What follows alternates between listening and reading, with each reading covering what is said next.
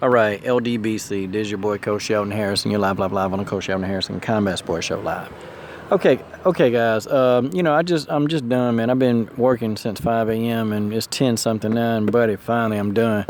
Let me shoot this out to y'all real quick before I go in here and grab my snack.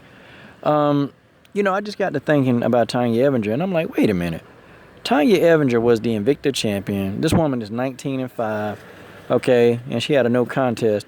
You know what? Tonya Evinger is a Hall of Famer. I've even had dumb people that come to me and try to tell me that Tonya Evinger resume isn't solid. She got one of the most solid resumes in women's MMA. But I know these people don't know nothing about fighting, so it's almost like I stopped responding to these people. But it's a shame, and it's really a shame that the only way that Tonya Evinger was able to get into the UFC with a contract, she had to fight Cyborg, and not only that, she had to save an event because two fighters, ducked Cyborg, and they were given a pass. Three fighters, really, ducked Cyborg, and they were given a pass. Holly Holm, Jermaine Durandame, and Megan Anderson, they all ducked Cyborg and was given a pass. I mean, how do you duck somebody and then you're rewarded? Holly Holm got rewarded with Betchko Hill. Easy fight. She didn't even have to fight at featherweight. She didn't even have to. That's just how that's a fact. That's a fact. That ain't me, giving my opinion. That is a fact. Okay? Jermaine Durandame, hell, she got rewarded. Okay, she ducked Cyborg. Now she get a fight in her backyard in Rotterdam. How does that happen? And one subscriber said they knew that everybody would boo Jermaine out the damn building, man, if she came back to America. And I'm pretty sure that's it, too. And they had to figure out what to do. Hey, stop blowing. Who that blowing that damn horn, man? But they had to figure out, what to do with Jermaine. And, so they gave Jermaine a fight in her backyard. Now, I'm going to tell you why I don't like that, because that sucks for Marion Renaud. I'm telling you, this whole thing smells bad. It smells bad because I can see now Marion getting up 2-1 in that fight. I can see her winning 2 rounds over Jermaine, and Jermaine win 1 good round, and Jermaine will get a hometown decision. I'm telling y'all, guys, and I hope Marion finish her. Like, I'm really hoping that Marion Renaud will finish Jermaine Durandame. I'm talking about get the finish. Take her down and just finish her as fast. Because Marion got to leave that fight out of the judges' hands. She can't let the judges dictate and decide that fight. She got to do it. Okay? But it stinks, man. It really does stink. And I don't like it. I'm happy that Marion got the opportunity and she got the contract extension. I'm happy that she got that. Because, she's worked for that. But this fight stinks to me. This fight really does stink. And I'm like, you know what? If they rob this woman, I swear. It's gonna be nightmare on Coach Street for the UFC. That's what it's gonna be. Because man. I'm telling you now. Oh, they gonna know the coach. That's just the way that is. But I feel bad in a sense for Tonya Evinger. I'm happy that, she probably did sign a multi-fight deal. I guarantee you she did, because who the hell gonna fight Cyborg for one fight? And, she's gonna go through the fire. Tonya Evinger is gonna go through the fire. This is trial by fire. This is the biggest fight of her career. And it's a shame, man, that, she's been overlooked for all these years, for all these bantamweights. For all these bantamweights who, a lot of them couldn't even beat Tonya Evinger. But she's been overlooked. Because, again, Tonya Evinger, she's another fighter that she don't fit the look that the UFC wants. Like, everything with the UFC is not racial. Not everything. It's some stuff that they're blatantly racist. But some things is about trying to dictate, trying to cater to your demographic.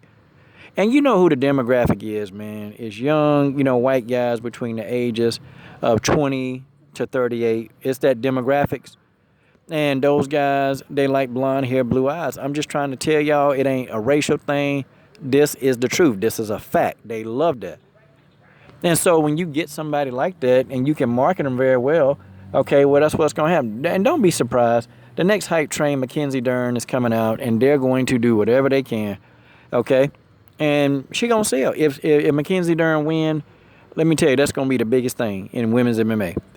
But see, fighters like Tonya Evinger, they're not going to appeal to that demographic. I mean, come on. This woman got a hell of a resume, and she been overlooked all these years. And Tonya she know why, man. She know why. She know why they overlooked her. Because, see, you get somebody like Tonya Evinger who would go in there a perennial underdog, go in there and beat up on your favorite, beat up on the favorite that, they've been pushing. And then guess what? Now they go your favorite out of the picture, and now you stuck with Tonya Evinger, who's not going to appeal to your fan base. See, I get this thing. I'm starting to understand the business model of the UFC, and it sucks. It sucks. If they would cater to every demographic and if they would just do the right thing, that they would increase the demographic of all racial subgroups. I mean, if they even understood that, the UFC would be worth more than a couple of $1 billion. They'd be worth more than that. They'd be worth damn near $1 trillion if they could understand that. But see, what's going to have to happen, man? So fighters like Tonya and Marion, and there's other ones that get screwed. It's other ones that get screwed. You know what people are going to have to do? Start just taking their dollars out. And that's what I'm finna do. Take my dollars out and start streaming most of these fights. I'm just going to do it. I'm going to stop purchasing it and, getting it on high definition screen. And, I'm just going to stop doing all that. And I'm just going to just stream it or just not even watch it. Because it's getting to a point now, man, where some of the stuff is ridiculous. Like, Holly Holm, getting a number 2 ranking. And you got people actually trying to justify that crap. I mean, are you serious? You're trying to justify that? I mean, she beat Betchko Hill, who was ranked number, 10 or 9? And then she get moved up to number 2? But we understand they're trying to appease that demographic. And if the UFC, if they can't appease that demographic, in their mind, they're losing money. It's just how it is. I mean, but I can't knock Tonya Evinger because she can't fight forever. She's going to fight for a couple more years, maybe 4, and she out. I can't blame her. She jumped at the chance for the opportunity. And it's more power to her because, you had Holly, Megan, and Jermaine. They didn't want that work. I don't care how you guys, some of you punk-ass fanboys that come on here, the ones that the Holly Holm and the Megan Anderson fanboys, I don't care. I don't care about y'all little punk asses. Okay? You guys are keyboard warriors. You're typing. Shut up. They didn't want that work. Now y'all love it when I say Jermaine was scared. Oh, y'all love that. But when I say Holly and Megan ain't want that work, here y'all come. Here y'all come. None of them, all 3 of them, they did not want that work. Whether you like it or not, that's a fact. They didn't want that work. So you can get mad all you want to, but that's the truth. That's the truth. I ain't bashing none of them. I'm just speaking the facts. And it's amazing. Marion Reno got to fight the girl in the backyard. I can't get over that. Jermaine gets rewarded for ducking. Holly gets rewarded for ducking. And Megan Anderson, I'm sure they're going to give her some opponent.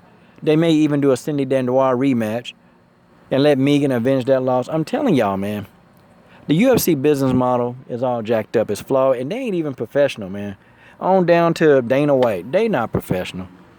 You got a guy who, you the boss, and you publicly go out and I don't care your feelings, about what Amanda Nunes did, but you the CEO, you the boss. I mean, you're the guy. You're the head spokesperson. When the UFC having talks and press conferences, your face is there, and you're bashing Amanda Nunes. I'm sorry, he ain't supposed to do that.